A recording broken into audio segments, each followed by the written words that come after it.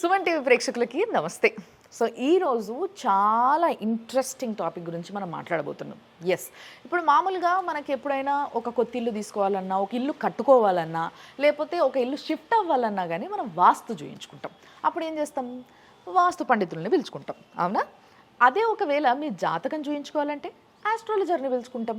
Numerology ఇట్లా చాలా చాలా రకరకాలుగా, ఒకవేళ పూజలు చేయించుకోవాలి, లేకపోతే పేర్లు మాయించుకోవాలి, లేకపోతే ఎవరికైనా ఇంట్లో ఆరోగ్యం బాగాలేదు, వాళ్ళకి ఏం చేస్తే బాగుంటుంది, ఏ పూజ చేస్తే అంటే వీటన్నిటిలో కూడా చెయ్యి తిరిగిన వ్యక్తిని నేను ఈరోజు పరిచయం చేయబోతున్నా. ఆయనే గీతా సురేంద్ర శర్మ గారు.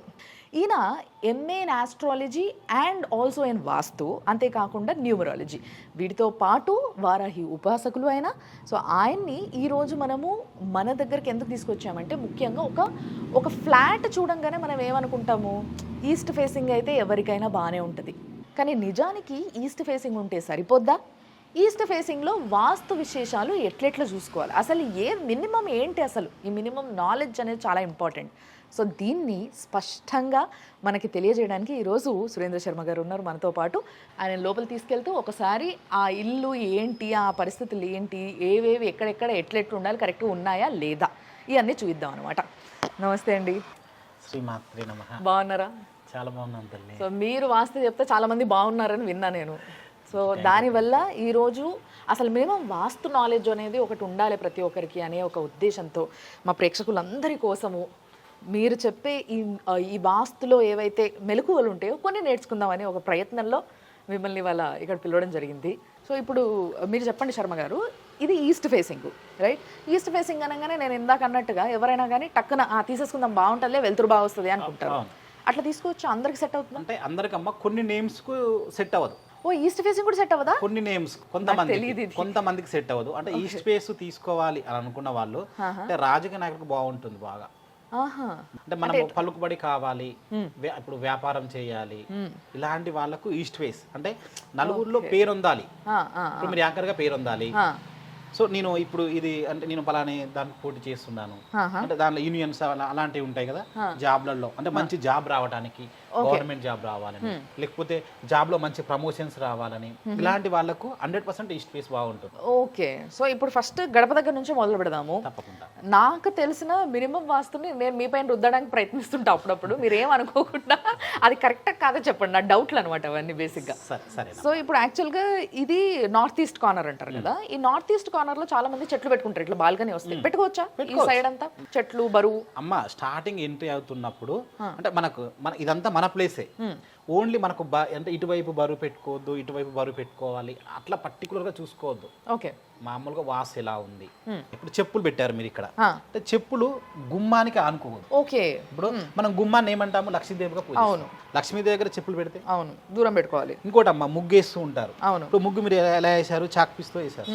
చాక్ పీస్తో వేయద్దు. ఎప్పుడైనా ముగ్గు వేసేటప్పుడు మనం కొంచెం ముగ్గు వేసుకున్నా మనం ముగ్గుతో వేయాలి. అంటే మనం బియ్యం పిండి కానీ లేకపోతే రాయి ముగ్గుతో కానీ వేస్తారు అనమాట, అట్లా వేసుకోవాలి. సో చాలా మంది చాక్ పీస్లతో గీకేస్తే సింపుల్ గా అయిపోతుంది అని గీకేస్తూ ఉంటారు, కానీ అట్లా వేసుకోవడానికి కుదరదు అంటున్నారు. ఓకే, ఇంకోటమ్మా ఇప్పుడు మరి గుమ్మం ఇట్లా ఇప్పుడు మీరు ఏం చేశారంటే మీరు ఇట్లా ముగ్గులు వేయించారు, అందరు పెయింట్లు వేసుకుంటారు. మీరు ఎప్పుడైనా పెయింట్లు వేయించకూడదు. ఓకే, వీలుని బట్టి మీరు ఈ శుక్రవారం కూడా నెక్స్ట్ శుక్రవారం చేసుకోండి, కానీ మీరు monthly 1 or 2 times 3 times minimum అట్లా మీ వీలుని బట్టి. ఇది ముగ్గులు వేయకుండా మీరు ఓన్ గా ముగ్గులు వేస్తే అమ్మవారిని మీరు పిలిచిన వాళ్ళు అవుతారు. దాన్ని మామూలుగా పెయింట్లు వేయకుండా అట్లే ఉంచేసి అట్లీస్ట్ ఇటో 4 గీతలు ఇటో 4 గీతలు వేసేసుకుంటే ప్రతిరోజు 2 బొట్లు పెట్టేసి అది చాలా మంచిది అని చెప్తున్నా. అలా కాకుండా శుక్రవారం పెట్టినా బాగుంటుంది, ప్రతి శుక్రవారం.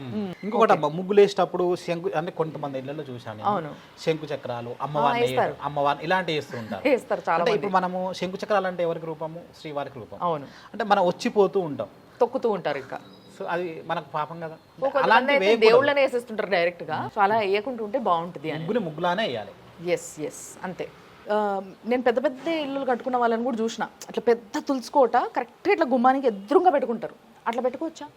అంటే గుమ్మానికి ఎదురుగా కాదు, కొంచెం పక్కకని పెట్టుకోవాలి. మీరు ఎలా పెట్టుకున్నారు అలానే. ఓకే, తులసి రూపం ఎవరంటే లక్ష్మీదేవి స్వరూపంగా పిలుస్తాం, అది అందరికి తెలిసిన విషయం. అంటే ప్రతి మంగళవారం కానీ మనకి ఇప్పుడు శుక్రవారం కానీ అక్కడ అంటే కొంచెం నైవేద్యం ఏదైనా, అంటే కొంచెం పాయసం వండి పెట్టడము, లేదంటే ఒక ఫ్రూట్ పెట్టడము, ఇట్లా చేస్తూ ఉండాలి. ఇంకొకటి ఏంటంటే అంటే బాగా కొంతమంది అప్పులు బాగా ఉంటాయి కొంతమందికి. అంటే అప్పులనే కాదు, పీకల్లోతు ఏదైనా ప్రాబ్లమ్స్ ఉంటారు. ఓకే. అంటే ఇలాంటి వాళ్ళు అంటే మంగళవారం మీరు అంటే మంగళవారం 3 to 4:30 రాహుకాలం ఉంటుందమ్మా. ఇది ఎవరైనా చేసుకోవచ్చు. అవును, అది బేసిక్ గా ఫిక్స్డ్ రాహుకాలం అన్నట్టు. చాలా మంది నిమ్మకాయ దీపాలు పెడుతుంటారు అమ్మవారి గుళ్ళల్లో. సో అక్కడ కూడా మనం గుడికి వెళ్ళనవసరమే లేదు.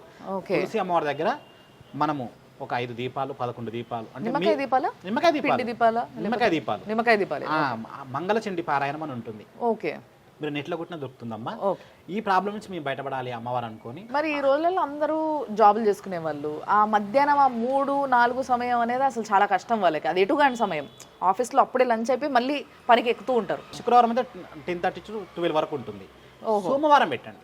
ఓకే. అంటే ఒకటమ్మా, ఇప్పుడు మన ప్రాబ్లం ఉంటే మనకి ఏదైనా అయిందనుకోండి, మనం ఏం చేస్తాము, ఆ టైంకి హాస్పిటల్ డాక్టర్ అమ్మంటే వెళ్తారు కదా, అప్పుడు మనం రాను నాకు డ్యూటీ ఉందని చెప్పరు కదా. అవును.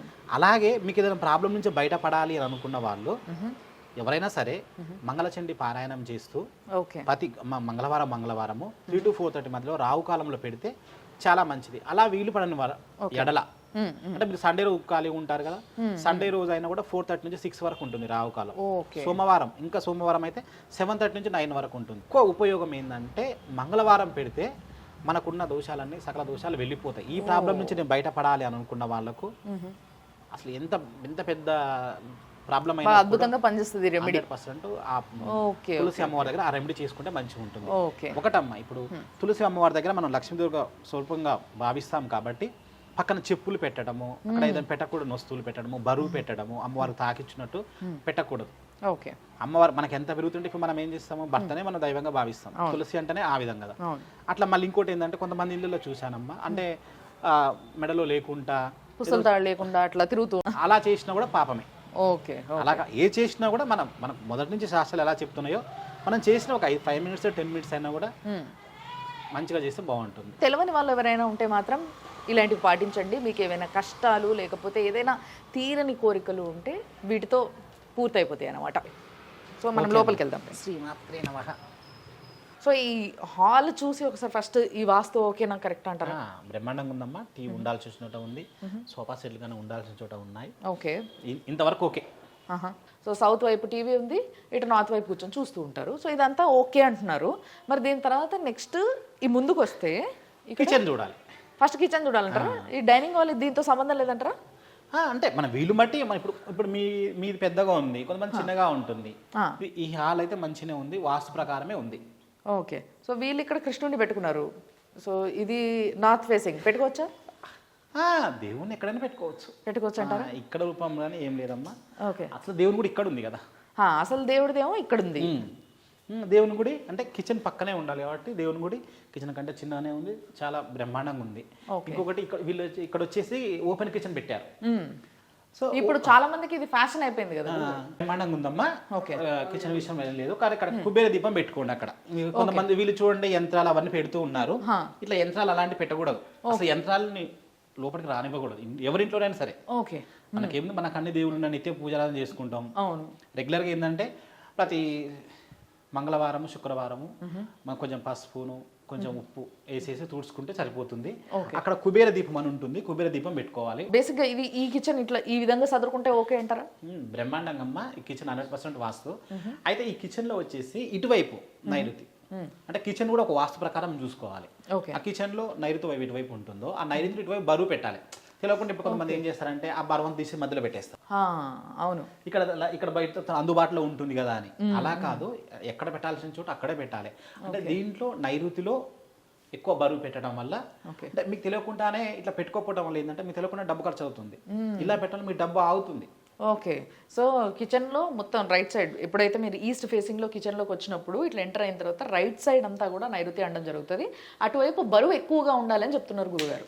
ఇంకోటి ఏంటంటే ఇలా బరువు పెట్టుకోవడం వల్ల ఏంటంటే ఇంటి ఇల్లాలు ఉంటుంది కదా, ఆమె మనశ్శాంతి ఉండదు. ఓకే. సో ఇక్కడ బరువు పెట్టుకుంటే ఆమెకు మనశ్శాంతి ఉంటుంది. ఇప్పుడు మనం ఇంట్లో మనం నైరుతి ఎలా పెద్దవాళ్ళు అనుకుంటాము, ఇంటి యజమాని అనుకుంటాము, ఇంట్లో కిచెన్ ఆడవాళ్ళు అన్నట్టు. Okay okay okay. ఆడవాళ్ళు స్టేబుల్ గా ఉండాలన్నా, వాళ్ళకి మనశ్శాంతి ఉండాలన్నా వీళ్ళకు నైరుతిలో అంటే కిచెన్ లో నైరుతిలో వాళ్ళ బరువు పెడితే బాగుంటుంది. తర్వాత ఇప్పుడు ఇది ఇంతకుముందు ఇట్లా ఇచ్చేవాళ్ళు కాదు, సొంత ఇల్లు కట్టుకున్నప్పుడేమో చుట్టూ జాగ వదిలేవాళ్ళు. బట్ ఇప్పుడు ఏంటంటే ఇట్లా యూటిలిటీస్ ఇస్తున్నారు. ఇట్లా ఉండాలంటారా ఉండొద్దంటారా? ఉంటే మంచిదమ్మా, ఇట్లా ఉండాలి. ఓకే, అంటే కిచెన్లోకి ఇటు నుంచి ఓపెన్ ఉండి గాలి రావాలి. అవును. ఓకే, ఈ కిచెన్ వరకు అయితే బ్రహ్మాండంగా ఉంది. Okay okay. సో దీని తర్వాత చూడాల్సింది ఏంటి గురుగారు? దక్షిణం అంటే bedroom, main bedroom. Okay, master bedroom. Okay, so ఇది డైనింగ్లో నుంచి ఈస్ట్ ఫేసింగ్లో అయితే మాస్టర్ బెడ్రూమ్ ఇటు వస్తుంది కాబట్టి ఇది మాస్టర్ బెడ్రూమ్. సో దీన్ని చూద్దాం. ఇప్పుడు దీనిలో 3 బెడ్రూమ్స్ ఉన్నాయి కదా, 3 బెడ్రూమ్స్లో ఈ బెడ్రూమ్ వెయిట్ ఎక్కువ ఉండాలి. ఓకే, కొంచెం పెద్దగా ఉండాలి. ఓహో, బేసిక్గా మాస్టర్ బెడ్రూమ్ అంటే పెద్దగానే ఉంటుంది కంపారిటివ్లీ. సో ఇది పెద్ద ఉండాలి అండ్ దీంట్లోనే బరువు ఎక్కువ ఉండాలి. దీంట్లో బరువు ఎక్కువ ఉండాలి. ఓకే, అంటే బీరువాలు ఏవైనా పెద్ద పెద్ద పెట్టెల సామాన్లు ఏమన్నా ఉంటే ఇందులో పెట్టుకోవాలి.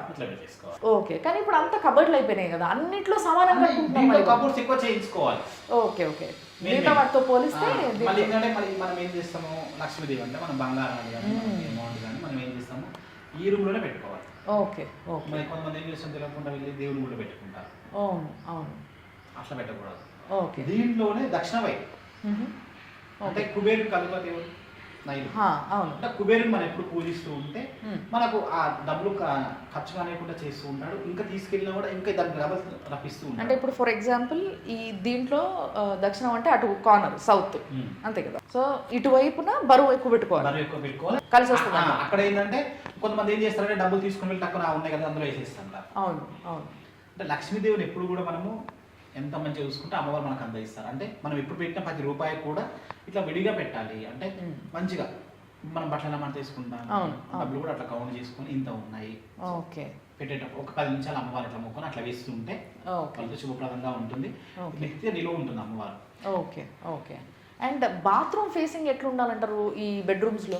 మన వీలుని బట్టి అమ్మా. సో ఇందులో మామూలుగా ఈ చాలామందికి ఉండే డౌట్ ఒకటి ఉంటుంది. ఇప్పుడు ఫర్ ఎగ్జాంపుల్ ఇంట్లో ఒక ఫ్యామిలీ అంటే భార్య భర్త 2 పిల్లలు అండ్ అత్త మామ ఉంటారు బేసిక్గా. సో ఇట్లున్నప్పుడు పెద్దవాళ్ళు మాస్టర్ బెడ్రూమ్లో ఉండాలంటే పెద్దవాళ్ళు అంటే ఇప్పుడు తాత నానమ్మ ఎవరైతే ఉంటారో పిల్లలకి వాళ్ళు ఉండాలా, లేకపోతే తల్లిదండ్రులు ఉండాలా? ఇంటికి యజమాని ఎవరు అంటే ఇల్లు కొన్న వాళ్ళు అంటున్నారు. Okay okay. ఒకవేళ తాత కొనుక్కున్న ఇల్లు అయితే తాత ఉండాలి, ఒకవేళ తండ్రి కొనుక్కున్న ఇల్లు అయితే తండ్రి ఉండాలి. ఓకే. ఇప్పుడు నైరుతి అంటేనే ఇంటి ఇప్పుడు ఇల్లు ఎవరు భరిస్తున్నారు ఓకే వాళ్ళు ఉండాలి. Okay okay okay. పెద్దవాళ్ళు ఉంటారు, ఉంటారు, వాళ్ళు పక్కన ఉండొచ్చు, ఇదే రూమ్ లో ఉండాలి అని కాదు. ఎవరైతే భరిస్తున్నారో ఈ సంసారాన్ని వాళ్ళు బరువును మోసేవాళ్ళు కాబట్టి ఇందులో ఉండాలి. అంటే ఎవరైతే మెయిన్ గా ఇంటిని నడుపుతున్నారో సంపాదిస్తున్నారో వీళ్ళు మాత్రం ఉండాలి ఇందులో. ఓకే. దీని తర్వాత ఇంకో బెడ్రూమ్ ఉంది ఇక్కడ. సో ఆ బెడ్రూమ్కి ఈ బెడ్రూమ్కి మధ్యలో ఇక్కడ వాష్రూమ్ ఉంది. అది సేమ్ ఉందమ్మా, ఇది చిన్న ఉంటుంది. శ్రీనివాస కళ్యాణం ఫోటో అంటారు కదా, ఈ ఫోటో కనిపించింది. సో ఈ ఫోటో ఫిక్స్ చేసుకోవాలన్నా ఎక్కడ చేసుకోవాలి, అసలు ఇలాంటి ఫొటోస్ పెట్టుకోవచ్చా, ఇంకేమేమి పెట్టుకోవచ్చు? దాంట్లో పెట్టుకోవాలమ్మా ఇలాంటి ఫొటోస్.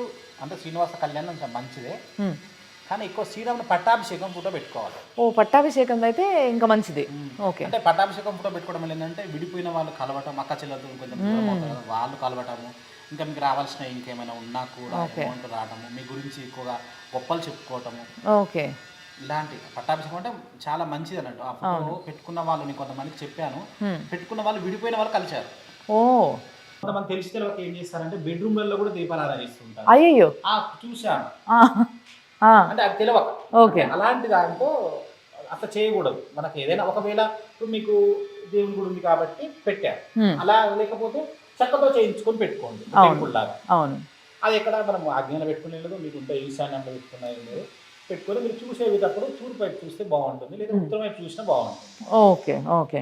ఈ ఇంటికైతే సో ఇటు ఒక బాల్కనీ వచ్చింది, బ్రహ్మాండంగా ఉందమ్మా, అంతా బాగుంది. ఈ ఇల్లు అంతా 100% పర్ఫెక్ట్. అవునా? ఓకే. సో బేసిక్గా మీరు ఎప్పుడైనా ఇంట్లో ముఖ్యంగా చూసుకోవాల్సినవి, అంటే నాకు ఇప్పుడు శర్మ గారు చెప్పిన తర్వాత అర్థమైంది ఏంటి అంటే, ముఖ్యంగా మీరు ఇంట్లో చూసుకోవాల్సినవి ఫస్ట్ ఎంట్రన్స్ దగ్గర, తర్వాత కిచెన్, తర్వాత దేవుడి రూము, తర్వాత మాస్టర్ బెడ్రూమ్. ఇవి చాలా చాలా ఇంపార్టెంట్, మెయిన్గా చూడాల్సినవి ఇవి. ఎందుకంటే ఎక్కువగా మనం వాడేవి కాబట్టి ఈ 3 ప్లేసెస్ కూడా. సో వీటిని చూసుకోవాలి, వీటిలో వాస్తుని చూయించుకుంటే.